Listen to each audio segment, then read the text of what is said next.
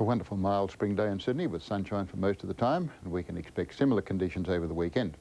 Wednesday will moderate to occasionally fresh from the west and air quality good in all areas. The top afternoon temperatures, 20 degrees in the city and Liverpool and 21 degrees at Richmond. It will continue dry, mild and mostly sunny tomorrow.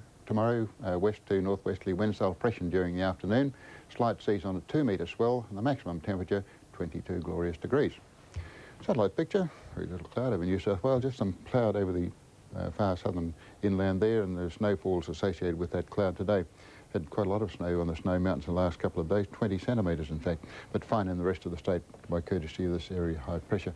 We've got a cold front coming through, and that will give 1 or 2 passing showers over the southern inland part of New South Wales. Fine in Brisbane tomorrow, fairly warm day out there, 25 degrees, few showers in Melbourne, same story in Adelaide, 16 degrees, cloudy in Perth and 21. Sydney tomorrow, mostly sunny and 22 degrees, fine Sunday, Monday and Tuesday.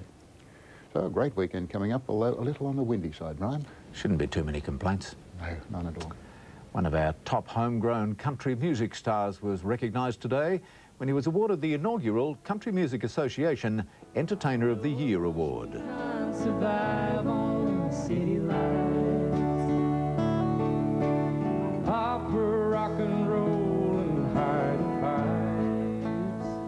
Lee Kernaghan received the award for his talents and contribution to the image of country music. If we can retain our Australianness, our heritage, our culture in our music, that the best is by far yet to come. It's hoped that the honour will one day rival Tamworth's Golden Guitar Awards. The way it is Friday, September 6th, this is Brian Henderson. Good night.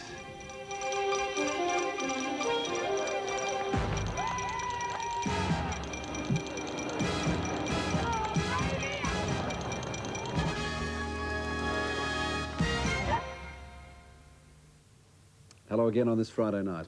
In economic terms, there are 2 great threats to the Australian family. One is unemployment, the other is debt. Tonight we'll see how debt is crippling households right across the income scale, and why a nation that's become addicted to credit has to learn how to save. And Melbourne's footy fans hopping mad over losing their finals games to other states. You do, you know, I think it's terrible. Your average footy punter can't afford $750 to go interstate. Should be all here in Melbourne anyway, all the games. The general public is slowly really getting cheesed off about it. Because the top AFL teams are interstaters. It's a national comp and I know it takes time, but they just got to accept that. For us in Melbourne, with 3 interstate finals, we will not get the tourism benefit this weekend. Melbourne's lost its identity, and it's been losing it for years.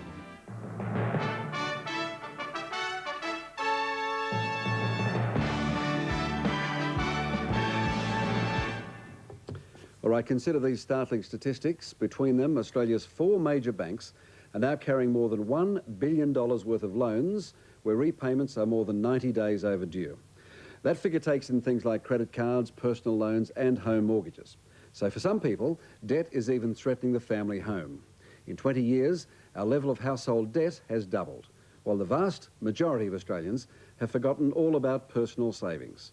More on that from Jane Hanson. I've got the jacket, so if we go for that, that'd go with my blue jacket. And then Trish Wright has a good job and she's been earning good money for years. Can I try this one, please? But at age 27, Trish has nothing to show for her hard-earned cash in the way of assets. Yeah, and how do I pay for it? My MasterCard? Putting money aside for a rainy day has proved very difficult. I do save money, and by the time I've saved it, I generally find something really good to spend it on.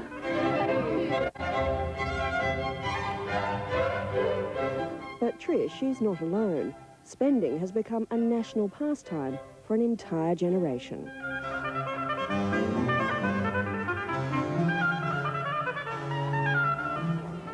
Years ago, Australians used to save 16% of their personal income. Now we save less than 1%, and that extraordinary drop coincides with the introduction of the good old credit card. Now many of us spend money we haven't even earned yet, just pay it off next month, or worse, let it accumulate. So how do we compare with the rest of the Western world? Well, it seems Australia is a nation of big spenders. Oh, we're pretty dreadful. In fact, we're the highest consumers and the lowest savers. We used to be right up there, and that's when our standard of living was one of the highest in the world. Darryl Pike is a finance expert. Darryl has just released his book, The Apprentice Millionaire, which he hopes will teach the current generation how to manage money. He says Australia is running out of cash, and it's high time we relearned some good old-fashioned frugal habits. We get a situation now where we'll have one credit card, take another one out to pay the debt on the first credit card, and this just snowballs, and it can't continue that way. I suppose we don't really save at all. We just go with the flow virtually. And we haven't really saved since we were married. Michael and Christine Every have a mortgage and 3 kids. They don't save and live hand-to-mouth on Michael's income of $40,000 a year. At the end of the week, what's left? Money-wise? Not much, no, not much. Yeah, you're normally scratching for a little bit. Until my wage goes in, and we're back on the roll again for the next two weeks. The Everys would dearly love to save, even for a holiday for the kids, but they're in the credit trap. Here, boys, here's your drink. Yeah, when we knock the bank card down a bit, we fill it back up again. What happens when a birthday comes around with one of the kids or something special? We search for the best bargain, of course, and then bank card it. Credit? Yeah. Back in 1990, 50% of personal income went towards household debt. Now that figure has climbed to 70%, and it doesn't matter how much you earn. How is it that if somebody is on 20,000 or 30,000 and someone is on 80,000 and spending all of that, how is it that they live up to exactly that amount of money? I never quite understand that. And then if they get an increase, say, to $55,000 from 50, then that's spent as well. What chews your money up? Oh, I pay too much rent at the moment. I enjoy living the style of living that I do, and I enjoy being social with other friends, so I think it's entertaining and rent at the moment. 2 years ago, Trish Wright received an $8,000 pay rise.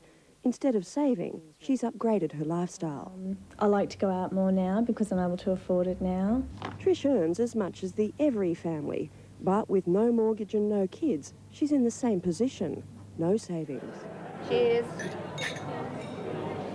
How often do you 3 do this every week? Probably 2 or 3 times a week. Eating out is one area that chews our savings. Last year, Australians spent $5.5 billion on fast food and restaurants. I'm sort of living from month to month at the moment, so... While it's good to enjoy the spoils of success, it's costing Trish her ultimate dream to buy a home. Her choice to rent alone in one of Sydney's expensive suburbs has her working part-time on her weekends to cover the costs. At this stage, I'd like to be putting away money for a mortgage, but